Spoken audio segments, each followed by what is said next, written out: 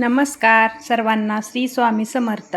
आबांची लाडकी ताई या यूट्यूब चॅनलमध्ये माझ्या गोडताईंचं, मैत्रिणींचं आणि दादांचं पण खूप खूप असं सारं स्वागत आहे. तर माझ्या व्हिडिओची सुरुवात माझ्या श्री स्वामी समर्थ आईच्या दर्शनापासून मी नेहमीच करत असते. तर इकडं माझं गायींचं पाणी प्यायचं चाललं होतं आणि मी दररोज गायींबद्दल सांगत असते माहिती माझ्या ताईंना, दादांना. आणि ज्यांनी कुणी माझा व्हिडिओ बघून जर व्यवसाय चालू करण्याचा प्रयत्न केला ना तर नक्कीच करा, यश तुमचे दारात नक्कीच येणार आहे. तर म्हणलं आज चला आपल्या गायींबद्दल म्हणजे गायींपासून आपली प्रगती काय काय झाली ते पण सांगूया. तर मी प्रत्येक व्हिडिओमध्ये सांगत असते.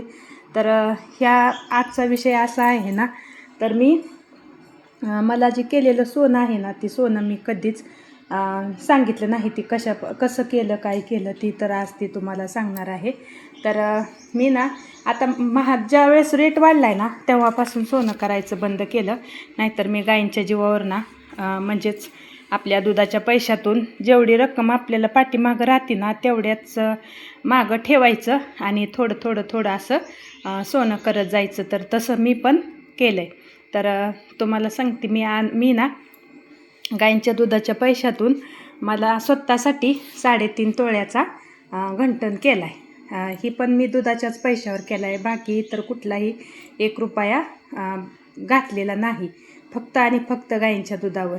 आणि एक टॉप्स आणि जुबे म्हणजेच कोईमत्तूर असं नाव आहे त्या डबल जुबे म्हणतात बघा, आणि टॉप्स आणि वेल असं 1 तोळा केलं.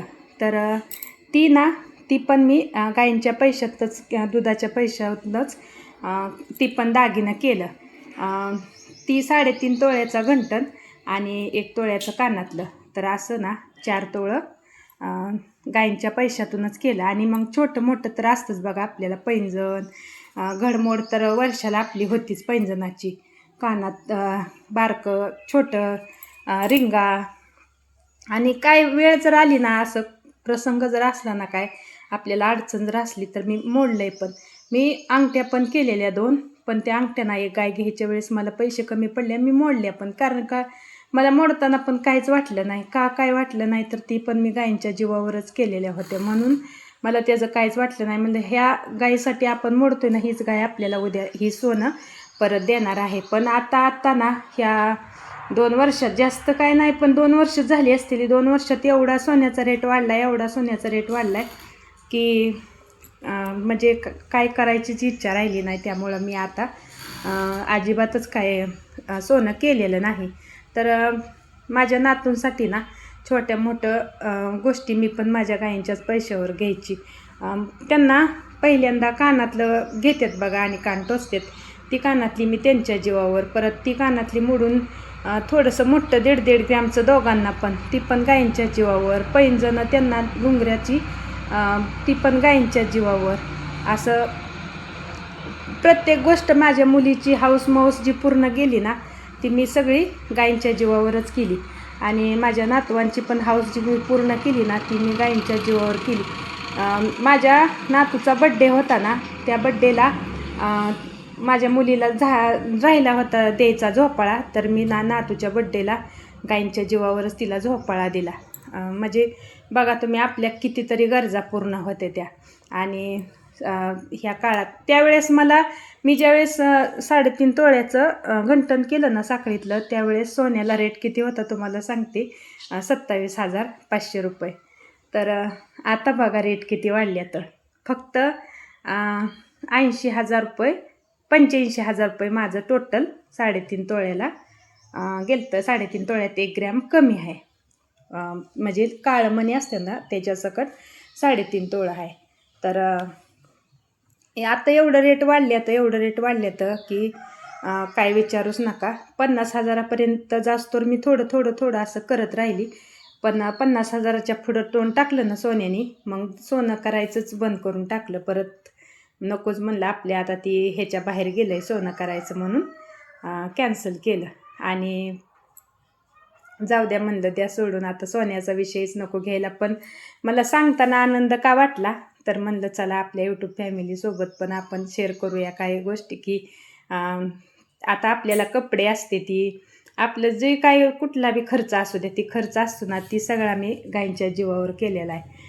तर म्हणून मला सांगायला पण अभिमान वाटतो की जे काय आहे ना, ते सर्व गायींच्या ह्याच्यावरती आहे. आणि आमचा ना गाड्यांचा व्यवसाय आहे, गाड्या येत्या, पण ती गाड्यांचं ना त्याचं पण पेमेंट एवढं लवकर नसतं.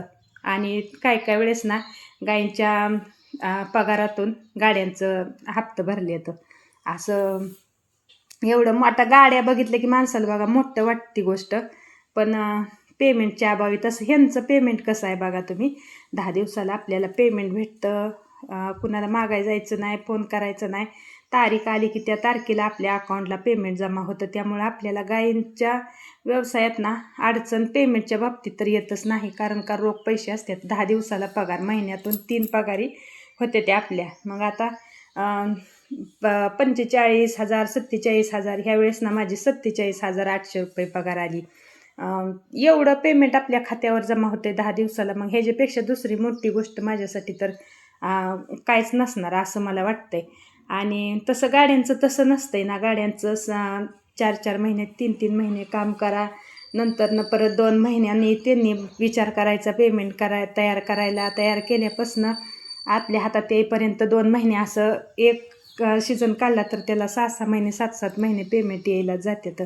तर तसं गायींचं तसं नाही ना, म्हणून आम्ही विचार केला आहे आणि आम्ही आणखीन पण गाय वाढवण्याचाच प्रयत्न करणार आहे. आणि होता होईल एवढ्या जास्त गाईच करायच्या त्या. तर गायींसारखा व्यवसाय मग खरंच कुठंच नाही असं मला तर म्हणायचं आहे. फक्त कसं आहे, काळजी घेऊन केलं पाहिजे, व्यवस्थित केलं पाहिजे, असं लक्ष द्यावं लागतं. गायीनी पेंड वैरण खाल्ली का, दूध तिचं कमी निघलं तर का निघलं, कमी निघलं की मग लक्ष द्यायचं, तिनं पेंड वैरण खाल्लेली नसणार त्यामुळं तिचं दूध कमी निघलं आहे. तर फक्त एक काळजी घ्यायची की त्यांनी कुठलीही गाय असू दे, आपल्या कुठल्याही गायीनं ना आजारी नाही पडलं पाहिजे.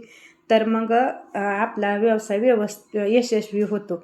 आणि आपण जर लक्ष नाही ना दिलं तर मग आपला व्यवसाय व्यवस्थित म्हणजे यशस्वीच होणार नाही, तर माझं म्हणणं आहे. आणि खरंच खूपच काळजी घ्यायला लागते बरं का. 2 टायमिंगला पण लक्ष द्यायचं. एकच त्यांना ना काही जरी झालेलं असलं ना थोडंसं तरी, तर ती लगेच वैरण पेंड खायचं बंद करते त्या. तर लगेच ताबडतोब डॉक्टरला बोलवायचं आणि लगेच तिला तपासून घ्यायचं की ट्रीटमेंट करायची. म्हणजे वेळ न वाया घालवतात, तर ती जास्त पुढं जात नाही ना, आपला तिथं खर्च पण जास्त होत नाही. कमी खर्चात आपली गाय नीट होऊन जाते आणि तिला काय झाले ही पण आपल्याला ओळखता आलं पाहिजे. तर बघा मग कुठं तर आपण यशस्वी होतच असतो. तर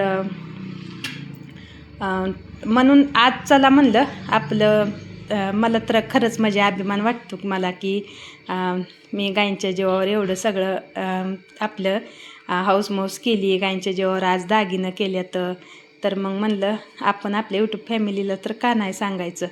तर मग म्हणलं चला आपण सांगूया. आणि आत्ता ना मी नक्कीच एक दिवशी तो पण व्हिडिओ दाखवीन की माझ्या दागिन्यांचा. आता सध्या माझ्या दागिने तुमच्या म्हणजे व्हिडिओमध्ये तर कधी दिसलेच नाही ते, कारण का मी आणखीन ते दागिने घालून कधीच व्हिडिओ बनवलं नाही. तर नक्कीच मी व्हिडिओ बनवीन. आणि आत्ता सध्या ना माझं दागिनं माझ्याकडं घरी नाही, तर ते बँकेत ठेवलेलं आहे. तर कारण का, तर गाड्यांच्या व्यवसायात पुढं आहे आणि गाड्यांच्या व्यवसायात पाठीमागं आहे असं मी तर म्हणेन.